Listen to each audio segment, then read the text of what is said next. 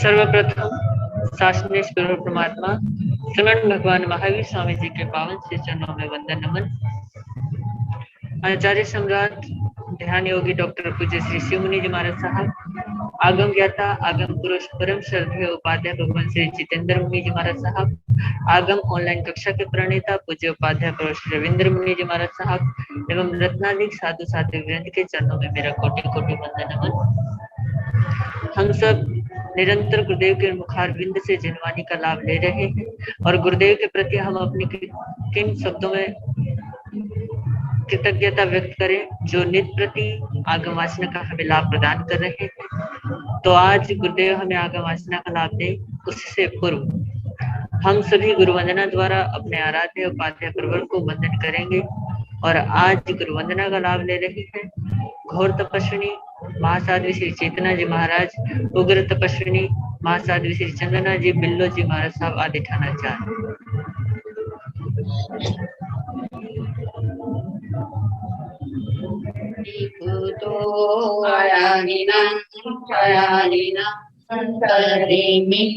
वंदामि नामंसामि सत्कारेमि सम्मानेमि कल्याणं मंगलं देव्यां श्रेयं प्रजवासामि मतेनु वंदामि श्रीभूतो वरानिनं कयानिनं करेमि वंदामि नामंसामि सत्कारेमि सम्मानेमि कल्याणं मंगलं देव्यां श्रेयं प्रजवासामि मतेनु वंदामि श्रीभूतो वरानिनं कयानिनं करेमि वंदामि नामंसामि सत्कारेमि सम्मानेमि कल्याणं मंगलं देव्यां श्रेयं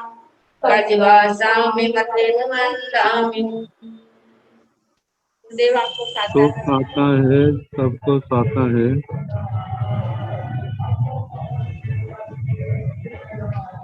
आचार्य सम्राट ध्यान योगी डॉक्टर पूज्य श्री शिव मुनि जी महाराज साहब के मंगल आशीर्वाद से और उपाध्याय प्रवर पूज्य गुरुदेव श्री रविंद्र मुनि जी महाराज साहब के कुशल मार्गदर्शन में ऑनलाइन क्लासेस हमारी चल रही है और निरंतर आगम वाचना हमारे परम श्रद्धेय गुरुदेव उपाध्याय प्रवर श्री जितेंद्र मुनि जी महाराज साहब हमें प्रदान कर रहे हैं। ये आगम वाचना निर्विघ्नता से चलती रहे, इसलिए प्रतिदिन साधु साध्वी वृंद द्वारा तपस्या चल रही है। और आज जिनकी तपस्या है उनके नाम है उपाध्याय प्रवर अनुयोग प्रवर्तक पूज्य श्री कन्हैया लाल जी महाराज साहब के शिष्य तपोके श्री संजय मुनि जी महाराज साहब का व्रत है।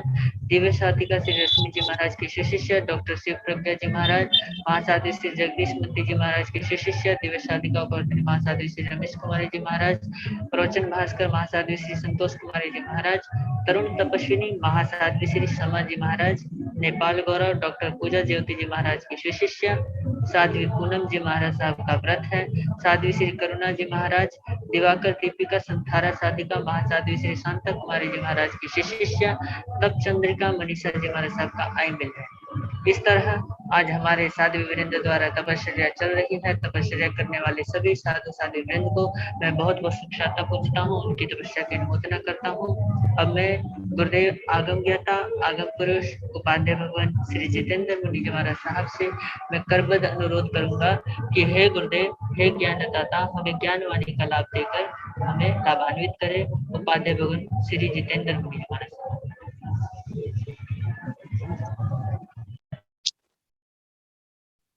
नमो अरिहंताण, नमो सिद्धाण, नमो आयर्याण, नमो उवधायाण, नमो दोये सव साहुण, तेसो पंच नमोकारो सव पाव प्रणासनो, मंगलानंत संदेशे परमं हवै मंगलम्। जिन शासन जिन वाणी सदा जयवंत हो, श्रवण संग सदा अविचल मंगल हो। मुक्ति को प्राप्त श्रमण भगवान महावीर स्वामी, उनकी परम पावन कल्याणी भागवती वाणी वाचक प्रमुख श्री इंद्र भूति गौतम आदि गणधर भगवान युग प्रधानाचार्य परम पूज्य श्री सुधर्म स्वामी जी महाराज, उनकी परम पावन पाठ परंपरा वर्तमान आचार्य ध्यान योगी परम पूज्य श्री शिव मुनि जी महाराज एवं गुरुजन सबके पावन चरण सरोजों में मेरा अनंत अनंत बार वंदना नमस्कार। आगम परिषद में विराजमान वरिष्ठ मुनिराज, अन्य मुनिवृंद, परम आदरणीय भगवती स्वरूपा महासाध्विया जी, श्री आचारम सूत्र उसका प्रथम स्कंध का 5वां अध्ययन लोक सार और उसका 6ठा उद्देश्य, जिसका प्रथम सूत्र करवा चुके हैं, जिसके अंदर जो भगवान का पावन संदेश था, आत्मा को अपने गुरुओं के सानिध्य में रह करके उनके कुशल मार्गदर्शन में अपनी साधना को आगे बढ़ाना, और इसी के अंतर्गत अब आगे वर्णन आ रहा है। अभिभूय अदक्षु अनाभिभूये प्रभु निरालंबन्याय जे महं अवहिमणे पवायणं पवायं जानिजा सह समय्याय पर वागरणेन अन्य सिंवा अंतिये सोचा।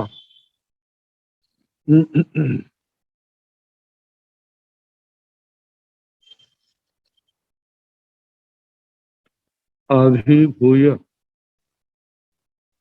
अभिभूत करके, पराजित करके, इनको पराजित करना, कहा संयम मार्ग में आगे बढ़ना है, तो संयम मार्ग में परिसह भी आएंगे और उपसर्ग भी आएंगे। इन परिसह उपसर्गों के मूल में यदि कोई कारण है तो वो अपने पूर्व कृत पाप कर्म है। जब तक इनको पराजित नहीं किया जाएगा तब तक आत्मा आगे बढ़ नहीं सकेगा।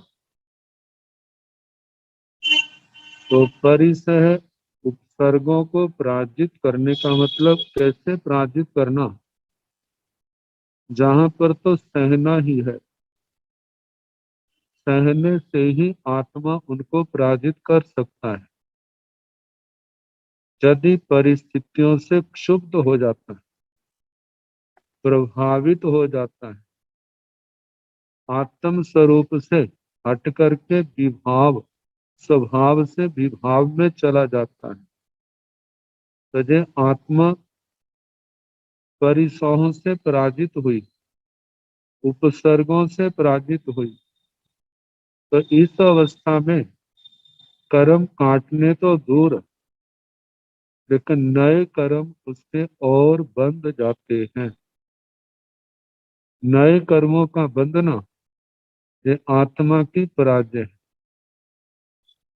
तो भगवान करे आत्मा को इस मोक्ष मार्ग में जो चलने वाला है उसको इन परिसर उपसर्गों से पराजित नहीं होना, उन परिस्थितियों को बड़ी समता से बड़े धैर्य से सहन करना। अब सहन करने की शक्ति नहीं है तो पैदा तो आत्मा को ही करनी होगी, इसका अभ्यास करना होगा। बार बार का अभ्यास ही एक दिन आत्मा को जय विजय का, जिसको कहते हैं, सेहरा पहना देता है। आत्मा उनको जीतने में सक्षम हो जाता है, समर्थ हो जाता है। तो इस तभी जीतेगा जब आत्मबल प्रकट होगा। आत्मबल साधना के द्वारा, अभ्यास के द्वारा आएगा। जितनी साधना कर सकता है, वह स्वाध्याय है, तपस्या है, सेवा है, जप है, नियम व्रत संयम का अभ्यास है, जितना जितना करता जाएगा कर्मों का क्षय बढ़ता जाएगा। कर्मों का क्षोभशम होगा, उससे आत्मबल में वृद्धि होगी। और निरंतर के अभ्यास से आत्मा के अंदर आत्मबल बढ़ेगा, तो उससे परिचय और उपसर्गों को सहने में, उनको पराजित करने में सफल होगा। तो बताए हैं अभिभूय अदक्तु, ऐसा साधक ही परिचय उपसर्गों को जीतने वाला घाती कर्मों को क्षय करने में सफल होता है।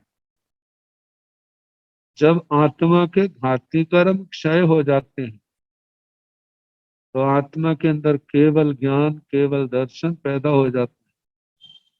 और उनके प्रकट होने पर आत्मा के लिए कुछ भी जानना शेष नहीं रहता।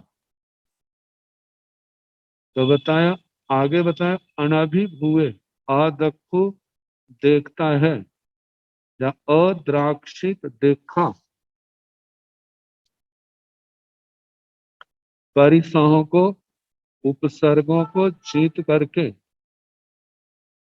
जो जीतने वाले हैं वे सब कुछ देख लेते हैं। अतीत में ऐसी अनंत आत्माएं हुई हैं जिन्होंने केवल ज्ञान, केवल दर्शन पाया और सब कुछ देखा।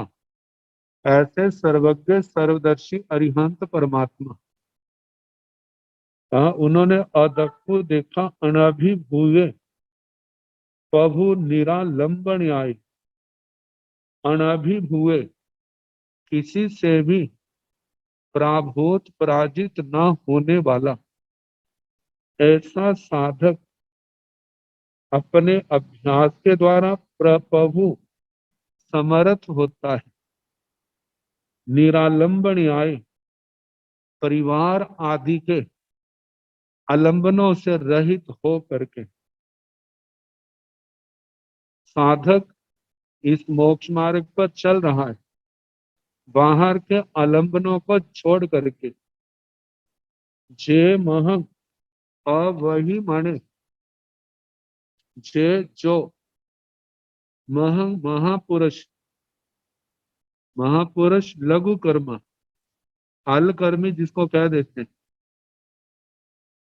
वही माने, वही माने जिसका मन भगवान की आज्ञा से बाहर नहीं है,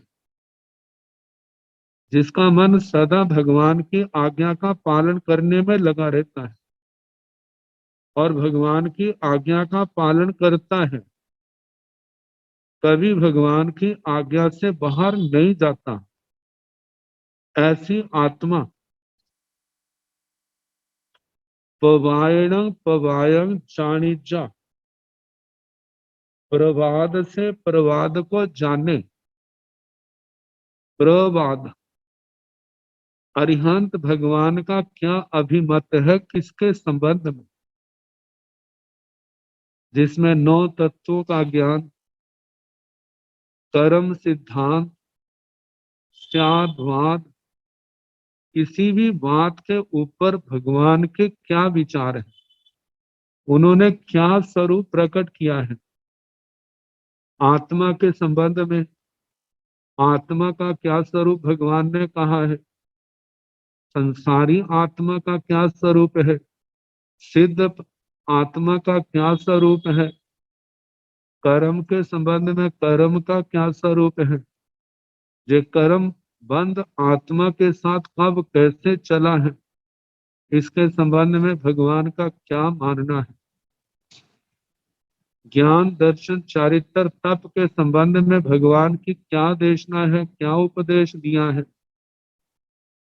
ये तो अपना स्व समय अपने जैन सिद्धांत क्या है, उनके माध्यम से, आगमों के माध्यम से इन सब बातों को जानना, और इन सब बातों का जहां वर्णन है वहां पर अन्य मतावलंबियों के, अन्य तीर्थियों के आक्षेप भी हैं। उन्होंने भी इन बातों के ऊपर अपने अपने विचार दिए हैं। अपने विचारों का समर्थन करने के लिए उन्होंने कितने तर्क वितर्क किए हैं और दूसरों के मतांतरों का खंडन भी किया है। तो इसके संबंध में जैन सिद्धांतों का क्या स्वरूप है, वो उनके संबंध में क्या कहते हैं, इन अपने प्रवाद के द्वारा, अपनी आचार्य परंपरा के द्वारा, अपने आगमों के द्वारा जो अपने सिद्धांतों का वर्णन किया है और इसके साथ अन्यों का जो वर्णन किया है, उनके संबंध में कैसे विचार किए, तो इन सब को जानीचा जाने। जैसे मतांतरों के संबंध में जानने के लिए दूसरा अंग जो सूत्र कृतांग है, इनके अंदर हर अध्ययन में अलग अलग का वर्णन है। प्रथम स्कंध में भी और दूसरे स्कंध में भी लंबी लंबी चर्चाएं भी हैं दूसरे स्कंध में।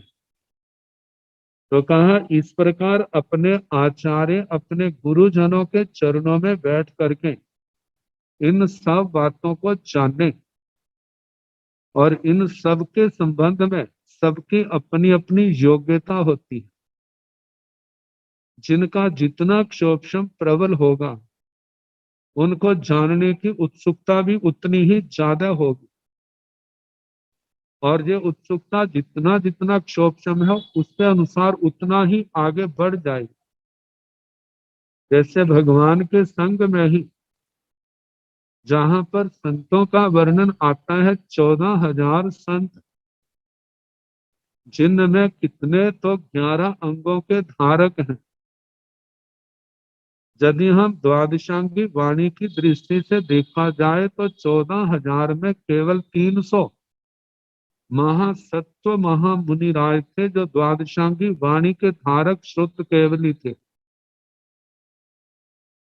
12 के 12 अंगों को जानने वाले, और उनमें 14 पूर्व, कितने 14 पूर्व, 13 पूर्व, 12 पूर्व, 10 पूर्व, 11 पूर्व, 10 पूर्वक, 9 पूर्वक, ऐसे कम होते होते 1 पूर्व तक का जिनका अध्ययन था, और जिनका पूर्वों का अध्ययन नहीं तो 11 अंगों का अध्ययन। 11 अंगों में भी जैसी जिसकी क्षमता थी उसके अनुसार वो अपने स्वाध्याय में लगे रहते। तो कहा जाता है कि इनके संबंध में, अपने आगमों के संबंध में जो उनके अंदर वर्णन है उसके अनुसार जानना किसके संबंध में किनका क्या अभिमत है। वर्तमान में कितने मतांतर हैं, प्राचीन काल में कितने मतांतर रहे।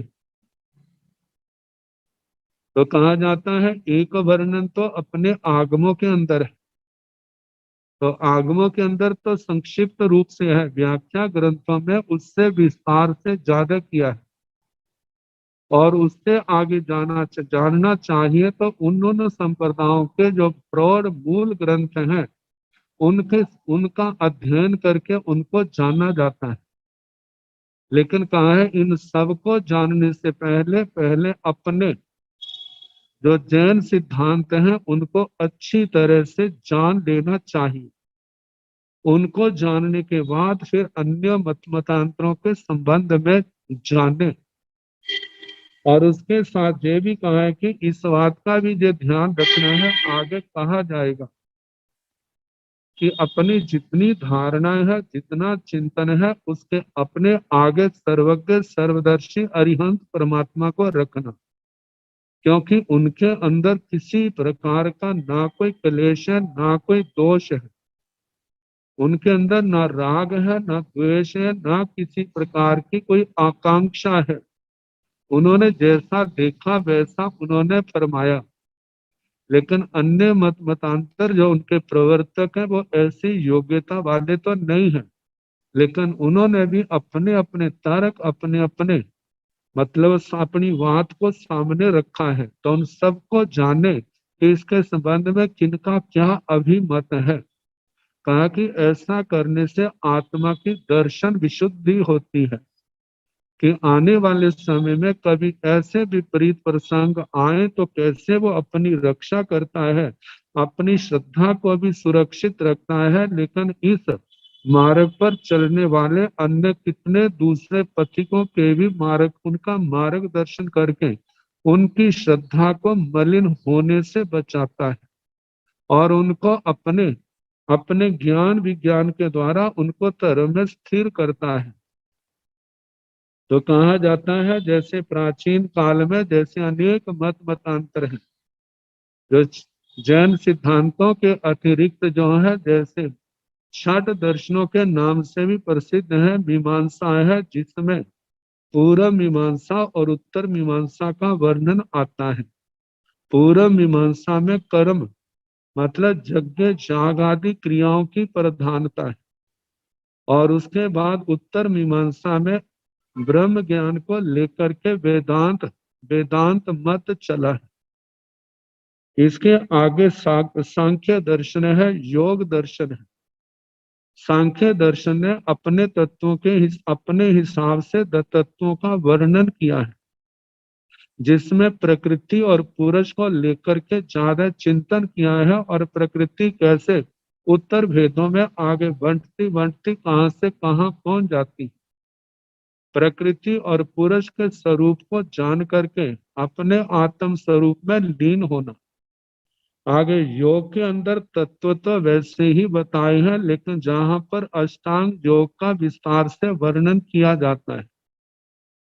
आगे न्याय वैशेषिक में है, जहां परमात्मा को इस संसार का कर्ता धर्ता मानते हैं, वहां पर इन्होंने अपने अपने ढंग से तत्वों का वर्णन किया है। आत्मा का, परमात्मा का, मोक्ष आदि का, पुण्य पाप का, इनका विश्लेषण किया है।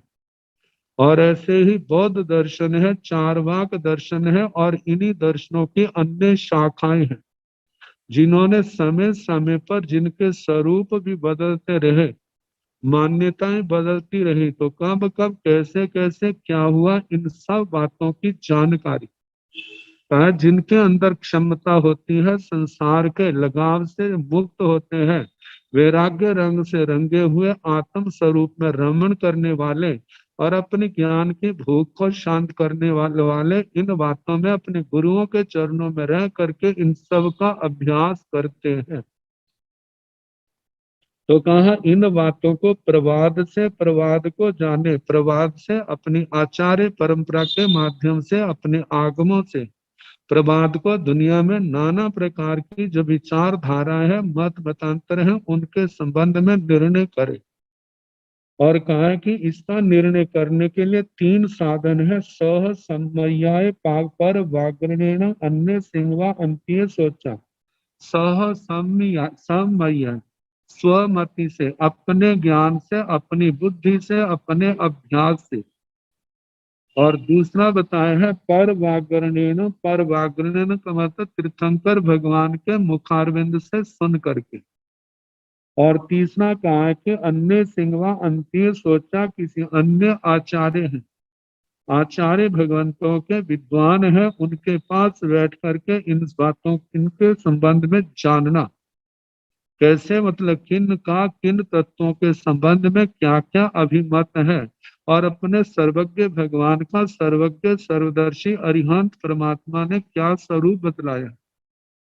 तो इस प्रकार इन सब बातों को जाने और कहा दूसरों को जानने का मतलब ये है कि जब हम उनको जान लेते हैं, अपने साथ तुलना करते हैं, तो आत्मा को एहसास होता है कहाँ कहाँ कैसे सच है, दूसरों ने जो कहा है उनका कितना सच है, कहाँ तक सच है और कहाँ तक सच नहीं है, उन सब बातों का एहसास होता है।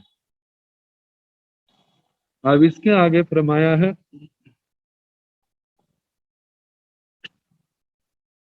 कहते हैं जब पदार्थों का यथार्थ स्वरूप जानकारी में आ जाए तो उसके बाद साधक को क्या करना चाहिए। का निदेशं नाई वट्टेजा में हावी सुपड़ी लेहिया सब बहु सब अपना सम समभिनाय इह आरामं परिणाय अलीने गुत्ते परिवय निठी अठी वीर आगमेण सया पर कमे जासी तिवेमी। कहा कि निदेशं नाई वट्टेजा मेहापी मेधावी बुद्धिमान मोक्ष मार्ग का प्रतीक साधु निर्देशं अरिहंत परमात्मा तीर्थंकर भगवान के उपदेश का नाई बट्टेजा अतिक्रम ना करे, उसका उल्लंघन ना करे, हर बात में भगवान की बात को प्रमुखता दे। कहा देखें हम आगमों को चार ज्ञान के धारक द्वादशांगी वाणी के केवल ज्ञाता ही नहीं रचयिता है। जब जब कोई बात आती है तो वो हर बात में भगवान को सामने रखते हैं। भगवान ने ऐसा कहा है, भगवान ने ऐसा कहा है, भगवान ने इसके बारे में ऐसा कहा। उन्हें ये नहीं कहते जो मैं कहता हूँ, मैंने ऐसा कहा है, मैं ऐसा कहता हूँ, ऐसा कहीं पर भी ये देखने में नहीं आता। हर बात में जैसे भगवान को सामने रखते हैं तो हम भी उन्हीं की परंपरा में दीक्षित होने वाले, उसी मार्ग पर चलने वाले हमारे भी वे ही महापुरुष आदर्श रूप में है। हमें भी इस बात को ध्यान में रखना है, भगवान ने ऐसा कहा है, हमने भगवान के अनुसार चलना है, भगवान के द्वारा बताए मार्ग पर चलना है। हमें उस मार्ग पर चलने का प्रयास और अभ्यास करना। यदि मानो हम पूर्ण रूप से नहीं भी चलते हैं तो हमारी भावना तो यही होनी चाहिए, हमने भी ऐसा बनना है, हमने भी ऐसे ही साधना करनी है। हमारे आदर्श भगवान है आचार्य श्री सुधर्मा स्वामी वो महासत्व मुनिराज, जो मोक्ष में चले गए हैं और जो मानो देवलोकों में भी गए हैं, लेकिन हर बात में भगवान ही उनके आदर्श थे और उसी के अनुसार चलने वाले थे। तो कहा कि मेहावी बुद्धिमान जो है निर्देशन नाई वट्टेजा अरिहंत परमात्मा के निर्देश का उपदेश का उल्लंघन ना करे। सुपड़ी लेहिया अच्छी प्रकार से विचार करके सब अपना सर्व प्रकार से, सर्व प्रकार से कहा जाता है द्रव्य से, क्षेत्र से, काल से, भाव से, सब अपना सर्वात्मना, सर्वात्मा सब प्रकार से पदार्थों का विचार करे। पदार्थों का विचार जैसे द्रव्य से, क्षेत्र से, काल से, भाव से, गुणों से किया जाता है, ऐसे सामान्य से और विशेष से, नयों की अपेक्षा से, प्रमाणों की अपेक्षा से जब विचार किया तो इन सब से अच्छी तरह विचार करके समभिनाय, जब विचार किया तो सम्यक समभिनाय, सम्यक मतलब सम्यक प्रकार से, समभिनाय जान करके, जानना है तो कहा जो मिथ्यावाद है उसका निराकरण करे और सम्यकवाद का निर्णय करे, सम्यकवाद को अपनाए। इसके संबंध में जैसे श्री सूत्र कीर्तांग सूत्र के दूसरे दूसरे स्कंध में आर्द्रक मुनि जी का वर्णन आता है। जब उसने कर्म प्रबल कर्म के उदय के कारण से जब वो संयम से गिरे हैं और पुनः प्रतिबुद्ध होकर के भगवान के चरणों में जा रहे हैं, तो कैसे रामार्ग में कितने मतावलंबी मिलते हैं, सारे अपने अपने विचारों को उसके सामने रखते हैं, लेकिन आर्द्रक मुनि उनके विचारों का निराकरण करते हुए भगवान के चरणों में पहुंचते हैं। तो कहा है कि मिथ्यावाद को ये सारा सुना सारा जानना, जो पिछले सूत्र में आया था उसके अनुसार जान करके कहा कि मिथ्यावाद का निराकरण करके सम्यकवाद को अपना करके यह इस मनुष्य लोक में आराम परिणाय, आराम का मतलब आराम जो है बाघ को कहा जाता है, प्रकरणानुसार इसके अनेक अर्थ हो जाते हैं, लेकिन जहां पर आराम का मतलब क्या है, संयम में रति, संयम में संयम पालन करने में, तपस्या में जिसको क्या है लगाव है, जिसका मन लगा हुआ है, तो ऐसे संयम को परिणाय अच्छी प्रकार से जान करके अलीने गुप्ते, आलीन हो गुप्त हो, मतलब संयम में ही जिसका ध्यान लगा हुआ है, संयम के माध्यम से मेरे से किसी भी प्रकार से किसी जीव की विराधना ना हो, उस विराधना से बचना ही संयम की आराधना है। तो कहा हर समय चलते उठते बैठते हर समय जो ध्यान रखना कि अलीन कि उस संयम के पालन में ही जिसका ध्यान हो, गुप्ते जो मन वचन काया से जो गुप्त है, परिवाय, परिवाय संयम का पालन करने में, संयम के अनुष्ठान में भी, अनुष्ठान में रत रहे, संयम का पालन करे, उसी में उसका ध्यान रहे। तो कहा निथि अठी वीर आगमेण सया परक परक अमेजासी तिवे में, निथि अठी निष्ठितार्थी, निष्ठित का अर्थ कहा है कि जहां पर निष्ठा समाप्ति के अर्थ में आता है, निष्ठा समाप्ति तो कहा है निष्ठित, ऐसे स्थान की प्राप्ति जिसके बाद व्यक्ति की सब तमन्नाएं पूर्ण हो जाए, सारे कार्य संपन्न हो जाए, कुछ भी करना शेष ना रहे, तो ऐसी अवस्था जो है उसको सिद्ध गति को कहा है, जिसके प्राप्त होने पर इस आत्मा का कुछ भी करना शेष नहीं रहता। तो उस पावन स्थान का जो अर्थी है, अभिलाषी है, इच्छुक है, तो इसका मतलब निष्ठी अर्थ है निश्चितार्थी मोक्षार्थी, जो मुमुक्षु आत्मा है, वीर, वीर का मतलब कर्मों को नष्ट करने में जो समर्थ है, और समर्थ वही होता है जिसके अंदर सहन शक्ति होती है, जो सहिष्णु होता है। ऐसा ऐसी मुमुक्षु आत्मा जो है आगमेण सया परक मेजासी, आगमानुसार, आगमन का मतलब आगम के अनुसार, जैसे जैसे सूत्र निर्देश देता है उसके अनुसार अपनी संयम चर्या का साधक पालन करे। तो कहा आगम के अनुसार सया परक मेजासी, सदा संयम मार्ग में, इस मोक्ष मार्ग में पराक्रम करे, मतलब ये जो पराक्रम है, ये सारे का सारा नए कर्म बंधनों से बचना और पुराने कर्म बंधनों को तोड़ना है। तो कहा साधु साध्वियां जो है आगम के अनुसार संयम तप के इस मोक्ष मार्ग में पराक्रम करे। वेमी आचार्य श्री सुधर्मा स्वामी जी महाराज फरमाते हैं इस प्रकरण के संबंध में, जैसे मैंने भाव भगवान से सुने वो मैंने आपको सुनाए। अब इसके आगे कहा है कि उड्ढम सोया अहे सोया तिरियम सोया बियाहिया, ए सोया बिय खाया जेहिं संगम की पासह,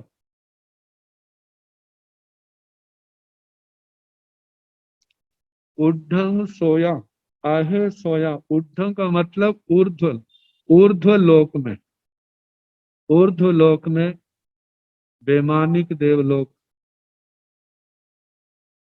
उन देवलोकों में बसने वाले रहने वाले देव देवियां, कहा उड्ढम सोया, ऊर्ध्व लोक में क्या है सोया, आश्रव द्वार, कर्म आने के मार्ग है ऊर्ध्व लोक में, क्योंकि वहां पर कितने जीव सम्यक दृष्टि है, कितने मिथ्या दृष्टि है, कितने मिश्र दृष्टि, तीनों दृष्टियां वैमानिक देवलोकों में पाई जाती हैं।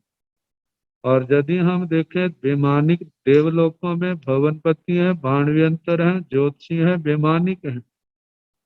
अब इनमें कितने स्थान तो ऐसे हैं जो एकांत मिथ्या दृष्टि है, सारे के सारे उस श्रेणी में सारे मिथ्या दृष्टि हैं। जैसे परमा धर्मियों का नाम आता है, किलविषियों का नाम आता है। अपर्याप्त अवस्था में तो सामान्य रूप से देवों में दो ही दृष्टियां पाई जाती हैं, सम्यक दृष्टि, मिथ्या दृष्टि। लेकिन पर्याप्त में तीनों आ जाती हैं। तो कहा किलविषी है, परमा धर्मी है, ये तो एकांत मिथ्या दृष्टि है, लेकिन एकांत सम्यक दृष्टियों के स्थान है वो तो 5 69 विमान है।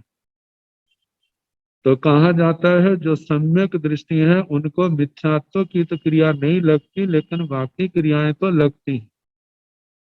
कि जो सौम्य प्रकृति वाले हैं, शांत प्रकृति वाले हैं, उनकी क्रियाएं उग्र नहीं होती। लेकिन जो उग्र प्रकृति के हैं, जिनकी बहिर्मुखी है और जिनके अंदर उदय भाव ज्यादा है, मोनी कर्म का, तो वो उन क्रियाओं के प्रति, भोगों के प्रति, आश्रय द्वारों में उतनी ही ज्यादा उनकी प्रवृत्ति होती है। तो कहा जाता है जैसे मिथ्या दृष्टि के 5 क्रियाओं की अपेक्षा से 5 क्रियाएं लगती हैं, लेकिन सम्यक दृष्टि की अपेक्षा से उनको मिथ्यात्व की क्रिया नहीं लगती, शेष क्रियाएं तो लगती है। तो कहा उड्ढं सोया ऊर्ध्व लोक में भी क्या है, कर्म आने के मतलब आश्रम स्थान है, वहां पर भी कर्म आने के मार्ग खुले है। आहे सोया, आहे सोया का मतलब अधोलोक में भी क्या है, कर्म आने के मार्ग खुले। अब अधोलोक में देखा जाए तो नारकी है, अधोलोक में भवनपति भी है, स्थावर स्थावर जीव भी है। स्थावर जीव तो सूक्ष्म तो सारे लोक में है, लेकिन बादर जो है वो अलग अलग स्थानों पर उनका वर्णन किया गया है। कैसे पृथ्वी का है, आप का है, तेजस का है, वायु का है, वनस्पति का है, त्रस का है, कहाँ कहाँ किन किन रूपों में पाए जाते हैं। प्रज्ञापना सूत्र के मतलब कि जहाँ पर जी प्रज्ञापना का पहला पद है, दूसरा पद है, बड़े विस्तार के साथ इन बातों का वर्णन किया है। तो कहा है कि ऊर्ध्व लोक में भी आश्रम द्वार है, लोगों के वहां जीवों के खुले हैं, अधोलोक में भी, और तिरियों सोया भी आहिया, तिरछे लोक में भी, जहां पर ये तिरछा लोक जो है इस जमीन से 900 योजन ऊपर, 900 योजन नीचे, जो मोटाई में 1800 योजन, और तिरछे पूर्वादि दिशाओं में असंख्यात कोटा कोटि लोकांत तक जिसका जिसका वर्णन आता है, जिसके अंदर असंख्यात द्वीप समुद्र हैं, जहां पर देव देवियों का, त्रेंचों का वास है। और मनुष्य लोक में मनुष्य लोक है, मनुष्य है जहां पर भी चार मतलब के नरक को छोड़ करके शेष गतियों के जीव तो पाए जाते हैं। देव देवियां भी हैं, मनुष्य मनुष्यनियां भी हैं, त्रयंच त्रयंचनियां भी हैं। जब इनको हम देखते हैं तो जहां पर भी कितने आश्रव द्वार हैं, ताकि ए सोया खाया, ये तीनों लोकों में ये कर आश्रव द्वार है, कर्मों के आने के रास्ते हैं। जय हिंद संगमति पास हो, जय हिंद जिनके माध्यम से, जिनके जिनके कारण से आश्रम द्वारों के कारण मतलब जीव जो है कितने कैसे कर्म करने के लिए प्रवृत्त हो रहे हैं। जीव जो है आशाओं के वशीभूत, तृष्णा के वशीभूत, वासनाओं के वशीभूत होकर के कैसे कैसे इन कर्मों का बंधन करते हैं।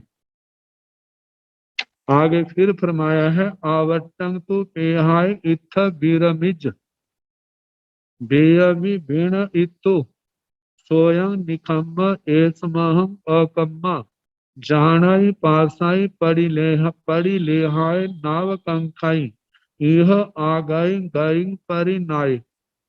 आवट्टंग तु पेहाय इत्थ बीरमिज, आवट्टंग इस आवर्त को, तो इस आवर्त को, जे आवर्त क्या है, राग द्वेष रूप है, और विषय शब्द रूप गंध रस पर जो 5 इंद्रियों के विषय है। जहाँ अनुकूल विषय है वहां पर प्रतिकूल विषय भी है, जहाँ पर बहिर्मुखी आत्माएं अनुकूल विषयों को पाने के लिए प्रतिकूल विषयों के दूर करने के लिए बस इसी संघर्ष में सारा जीवन निकल जाता है, और कितने कितने कर्मों का बंद करते हैं, और उस बंद के कारण से उनकी संसार यात्रा निरंतर बढ़ती जा रही। तो कहा कि इस आवर्तक तो पेहाय, इस आवर्त को देख करके, संसार चक्कर को देख करके, इत्थ विरमिज बेयवी, बेयवी का मतलब वेदवित, वेदवित आगम को जानने वाला, सिद्धांतों को जानने वाला, आत्मादि तत्वों को जानने वाला आत्मार्थी जीव। इत्थ विरमिज, जहाँ पर क्या हो, निवृत्ति करे, इन आश्रम द्वारों से निवृत्त हो, इन आश्रम द्वारों का परित्याग करे। बिन इत्तु सोयं निकम, बिन इत्तु सोयं सोयं, जे इन आश्रम द्वारों को दूर करके, बिनी बिने तो मतलब के दूर करके, निकम निष्क्रम्य, निष्क्रम्य मतलब दीक्षित हो करके, घर से निकल करके, मतलब संसार से निकल करके प्रव्रजित हो, प्रव्रजित हुआ है। तो एस महं अकम्मा, एस महं जो है प्रत्यक्ष महं महापुरुष, अकम्मा, अकम्मा का मतलब चार घाती कर्मों से जो रहित हो गया है। मतलब अकम्मा का तो वैसे शाब्दिक अर्थ जो है कि कर्मों से रहित। तो ऐसी आत्मा जो है वह तो सर्व सिद्ध भगवान है। लेकिन आगे कहा है कि पड़ी लेहाय नाव कंकई, मतलब एस मह जे महापुरुष अकम्मा, जो घाती कर्मों से रहित है, जान ही पास ही जानते हैं, देखते हैं संसार के समस्त स्वरूप को, समस्त पदार्थों को, सब कुछ जानते देखते हैं। पढ़ी ले हाय, तो कहा है कि उन्हीं के निर्देश के अनुसार चलने वाले जो साधक हैं, उनकी बातों का प्रतिलेखन करके, उनके द्वारा पदार्थों के स्वरूप को जान करके, और कहा है कि नाव कंखाई इह आगाई गाई परिणाय, इह इस संसार में, इस संसार में, इस मनुष्य लोक में अगति को, आगति को परिणाय जान करके, संसार के जीवों का गमनागमन देख करके, कहाँ कहाँ जीव कैसे, कहाँ कहाँ पर जीव है, और उस स्थान से उस स्थान पर जीव कहाँ से आते हैं, और उस स्थान से उस स्थान को छोड़ करके जीव कहाँ कहाँ जाते हैं। कहा जो गतागत जो है, जहाँ शास्त्रों में प्रज्ञापना सूत्र में जिसका बड़े विस्तार के साथ वर्णन किया है, तो कहा है कि जीव कैसे कैसे कर्म के अधीन हो करके, कैसे इस संसार के अंदर परिभ्रमण कर रहा है, और वो सारे का सारा कर्म जो है वो कर्म के अधीन है, और कर्म करने वाला आत्मा है। तो कहा इन सब बातों को जान करके नाव कंकई, नाव कंकई का मतलब किसी प्रकार की चाहना नहीं करता। वो चाहना क्या है, संसार के अंदर कहा जाता है जो अपने, जो चीजें अपने आप को अच्छी नहीं लगती उनकी तो चाहना नहीं करते हैं, लेकिन जो सत्कार आदि, जो आत्मा को, मन को इष्ट कांत प्रिय मनोगम लगती है, उनकी दुनिया के लोग चाहना करते हैं। लेकिन ये चाहना ही जो है आत्मा को संसार के अंदर फंसाती है, क्योंकि इस चाहना के वशीभूत होकर के जीव 18 पापों की ओर बढ़ता है, आत्मा मैली होती है, और कर्म बंधन होते हैं, और ये कर्म बंधन ही संसार परिभ्रमण का कारण बनते हैं। जिन्होंने अरिहंत परमात्मा की वाणी को अच्छी तरह से जान लिया है, समझ लिया है, तो कहा है कि इस गतागत द्वार को समझ करके अब वो है नाव कंखाई, इस सत्कार पुरस्कार को, जश कीर्ति आदि को, संसार के इंद्रियों के विषयों को, काम भोगों की जरा सी भी चाहना नहीं करते।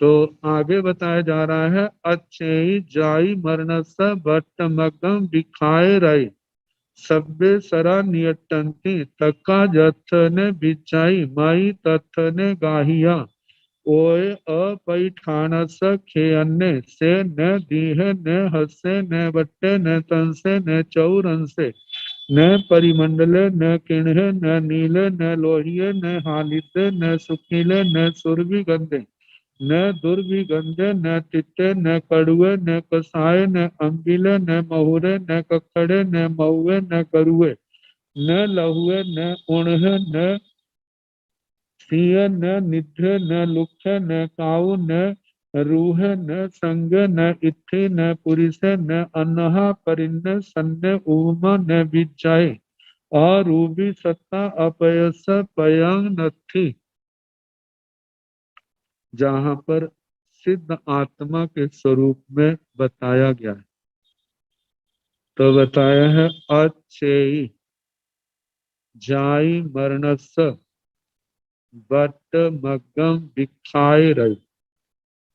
जहाँ पर इतना मोक्ष मार्ग का वर्णन किया जा रहा है, तो कहा जाता है दिखाए रहे, दिखाए व्याख्यात रत, दिखाए रहे व्याख्यात रत।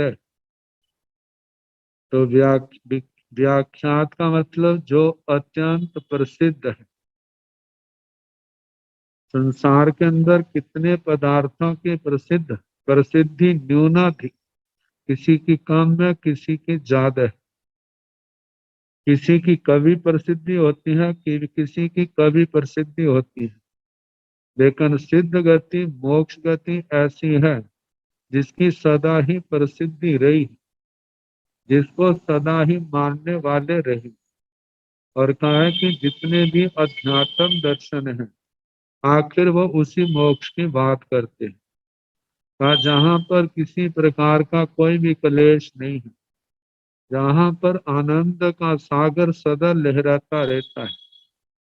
कहा कि ऐसे विख्यात में मोक्ष में जो रथ है, जिसने सब कुछ छोड़ करके उसी के पीछे लगा है कि बस मेरे को वो ही लक्ष्य चाहिए, ऐसा जो मोक्ष में रत रहने वाली आत्मा है।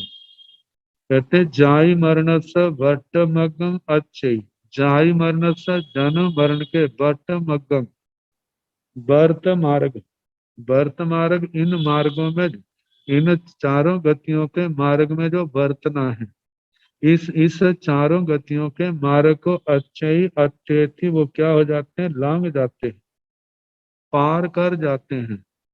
मतलब उस व्याख्यात मोक्ष में रत, मोक्ष मार्ग में सम्यक ज्ञान, सम्यक दर्शन, सम्यक चारित्र, सम्यकता पर जितनी जो साधु चर्या है, साधु जीवन में साधु चर्या, श्रावक जीवन में श्रावक चर्या पालन कर रहे हैं, तो कहा जाता है जो श्रावक चर्या है वह भी तो साधु जीवन का एक आंशिक रूप है।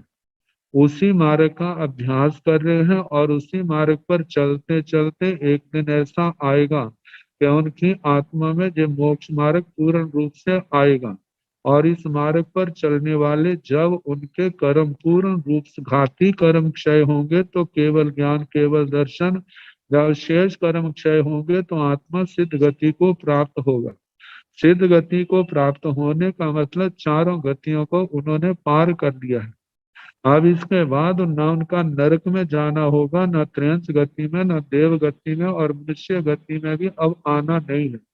मनुष्य गति को भी वे पार कर गए। कहा है कि जिस समय आत्मा सिद्ध अवस्था में प्राप्त, सिद्ध अवस्था को प्राप्त हो जाती है, वह अवस्था ऐसी है जिसको शब्दों के माध्यम से प्रकट नहीं किया जा सकता। क्योंकि उस संसार में जितनी बातें हैं जो लोगों के जानने देखने में आती हैं वहां पर शब्दों का प्रयोग है, लेकिन जहां पर सिद्ध अवस्था का वर्णन है, कहा जाता है अरिहंत परमात्मा उसके संबंध में जानते तो हैं, साक्षात उसको देखते भी हैं, जानते हैं, लेकिन उसका वर्णन नहीं करते। केवल इतना ही कहा जा सकता है कि वह ऐसी दशा है जहाँ पर आनंद का, समाधि का कोई आर पार नहीं है, अनंत ही है। इसी शब्द से केवल बताया जाता है, लेकिन इस शब्द से जो है उस अवस्था का पूर्ण रूप नहीं आता। कारण क्या है, संसार के अंदर कोई ऐसी चीज नहीं है, कोई ऐसी वस्तु, ऐसा तत्व संसार के अंदर पदार्थ नहीं है जिसकी तुलना देख करके लोगों को समझाया जाए। तो कहा जाता है सभ्य सरा नियतंती, उस अवस्था का वर्णन करने के लिए जितने स्वर हैं, जितनी ध्वनियां हैं, जितनी भाषाएं हैं, वे सारे के सारे क्या है, निवृत्त हो जाते हैं। वो उस तत्व का, उस अवस्था का वर्णन करने में सक्षम नहीं है, समर्थ नहीं है। तक्का तत्थ ने विजय कहा जाता है। जथ तक्का जथ ने विजय, जथ जहां पर जिस अवस्था में जो जितने तर्क वितर्क हैं, अनुमान आदि है, वो भी वहां पर नहीं चलते। कारण क्या है, वो इंद्रियों का विषय नहीं है। और आगे का है मई तत्थ ने गाहिया, वहां पर किसी की बुद्धि भी नहीं चलती, ना बुद्धि चलती है, ना उसके द्वारा किए जाने वाले तर्क वितर्क चलते हैं। ओय अपैठानस खेयन्ने, ओय का मतलब ओज, केवल कर्म कलंक से रहित सिद्ध भगवान है। मतलब ओज आत्मा पूर्ण रूप से विशुद्ध रूप है।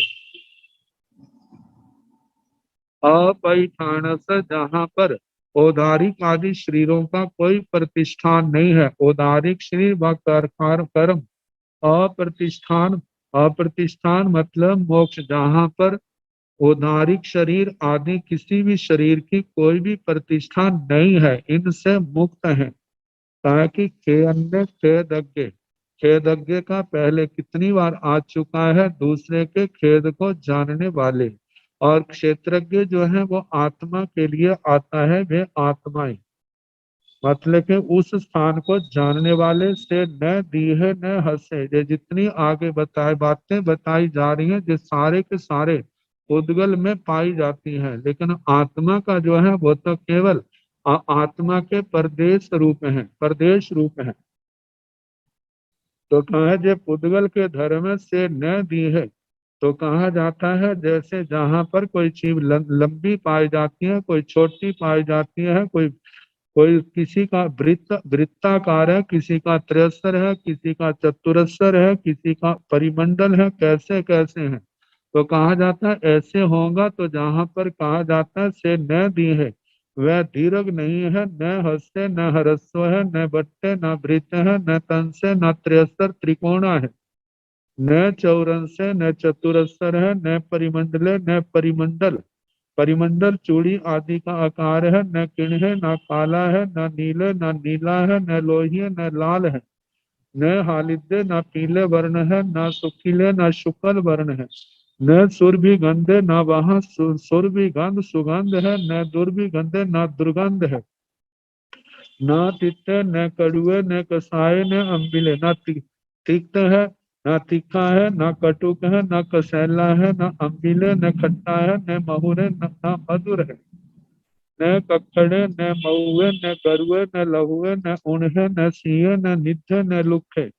कहा जाता है न कक्कड़े वो स्थान, न कर्कश है वो आत्मा का स्वरूप, न कर्कश है, न मृदु है, न गुरु है, न लघु है, न उष्ण है, न शीत है, न स्निग्ध है, न रुक्ष है, न काऊ, कहा न कपोत है। और दूसरा अर्थ कहा है कि वहां पर काया भी नहीं है, शरीर नहीं है, वो आत्मा अशरीरी है।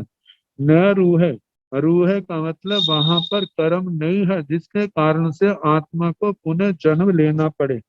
न संग, वहां पर संग भी नहीं है, सब क्या है, उन इस संग से सर्वथा मुक्त है। न इत्थि न पुरुष है, न अन्नहा, वे न स्त्री रूप है, न पुरुष है, न अन्नहा, अन्नहा का मतलब नपुंसक, क्योंकि जो शारीरिक लक्षण है वो आत्माएं तो शरीर से सर्वथा मुक्त है।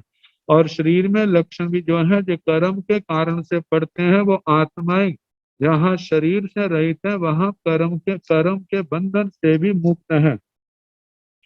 परिण्य का मतलब है आत्म प्रदेशों का, मतलब आत्म प्रदेशों के ज्ञाता है। सन्ने वे संज्ञ, संज्ञ का मतलब ज्ञान दर्शन के उपयोग से युक्त है, सर्वज्ञ एवं सर्वदर्शी है। आगे कहा है कि उगमा न विजय, जहाँ पर अवमा छपा है, अवमा के स्थान पर उगमा कर लेना। उपमा न विचाय, सिद्ध परमात्मा के सुख की किसी भी पदार्थ से उपमा नहीं दी जा सकती, क्योंकि है ही नहीं। आगमों के अंदर ही जैसे औपपातिक सूत्र के अंदर बताया जाता है कि सिद्ध परमात्मा का कितना सुख है, तो दृष्टांत के द्वारा समझाया है। कहा जाता है जैसे इस संसार के तीनों लोकों का, तीनों कालों का सुख इकट्ठा कर दिया जाए और उसको अनंत बार वर्ग किया जाए। और कहा जाता है सिद्ध भगवान का जो सुख है उसको अनंत बार वर्गमूल किया जाए, तो भी संसार का सुख जो अनंत बार वर्ग किया गया है, उस वर्ग मूल सुख की भी तुलना नहीं कर सकता। तो कहा जाता है कि इस संसार के अंदर 14 राज्य लोक में जहाँ जो भौतिक संसार है उसके अंदर सिद्ध भगवंतों के सुख की कोई उपमा नहीं है। तो अरूपी सत्ता वह क्या है? अरूपी सत्ता है, अपयस पयंग नथी। कहा जिसका कोई शब्द नहीं है, जिसका निरूपण ना किया जा सके, ऐसे सिद्ध भगवान की वो अरूपी सत्ता आत्मा की। आगे बताया है से न सत्य न रूपे न गंधे न रसे न पासे इच्छेवती वेमी। जो पहले उद्गल के धर्म के हैं उन्हीं का संक्षेप करके कहा जा रहा है कि वह सिद्ध सिद्ध आत्मा, मुक्त आत्मा वह शब्द रूप नहीं है। कोई सिद्ध आत्मा को शब्द रूप कहे तो कहा ऐसा नहीं है। न रूपे, उनके अंदर रूप नहीं पाया जाता। आचार्य भगवान कहते हैं कि कितनी बार कितने लोग कह देते हैं मेरे को स्वप्न में सिद्ध परमात्मा के जब भगवान के दर्शन हुए। कहा जाता है वो देव दर्शन तो कहा जा सकता है, क्योंकि सिद्ध आत्मा के अंदर जो सपने में देखा है तो उसके अंदर तो क्या था, उसका रूप भी था, उसका रंग था। तो कहा ठीक है, गंध आदि का एहसास नहीं हुआ। जब वर्ण है तो जहाँ वर्ण होता है वहां गंध रस स्पर्श भी पाए जाते हैं, लेकिन सिद्ध परमात्मा तो ऐसे हैं जिनके अंदर जो कोई गुण पुद्गल का धर्म कोई नहीं पाया जाता। तो कहा वह सिद्ध परमात्मा न शब्द है, न रूप है, न गंध है, न गंध है, न रस है, न रस है, न पासे न स्पर्श है। इच्छेव, इच्छे का मतलब वस्तु के संसार में इतने ही भेद हो सकते हैं, लेकिन सिद्ध आत्मा इन सब भेदों से मुक्त है। त्रिवेमी। आचार्य श्री सुधर्मा स्वामी जी महाराज फरमाते हैं आत्मा के संबंध में जो जो मैंने सुना वह आपको सुनाया, अपनी ओर से कुछ भी नहीं। अब इसके आगे छठा अध्ययन जिसका नाम धूत है, उसके संबंध में कल जैसे अवसर होगा उसके अनुसार सुनाने का प्रयास किया। नमो अरिहंताण, नमो सिद्धाण, नमो आयरियाण, नमो ऊर्ध्वध्यायाण, नमो लोये सवसाहुण। एसो पंच नमोकारो सब पावपणासनो। मंगलानंत संवे सिंह परमं हवै मंगलम्। श्री चतारि मंगलम अरिहंता मंगलम सिद्धा मंगलम साहु मंगलम केवली मनतो धम्मो मंगलम। चतारि लघुतमारि हंता लघुतमा सिद्धा लघुतमा साहु लघुतमा केवली मनतो धम्मो लघुतमो। चतारि शरणं प्रवज्जामि अरिहन्ते शरणं प्रवज्जामि सिद्धे शरणं प्रवज्जामि साहु शरणं प्रवज्जामि केवली नाथं धम्मं शरणं प्रवज्जामि। चार शरण सुख करने दुख करने मंगल करने और शरणा नहीं कोय। जो भव प्राणी आश्रय अक्षय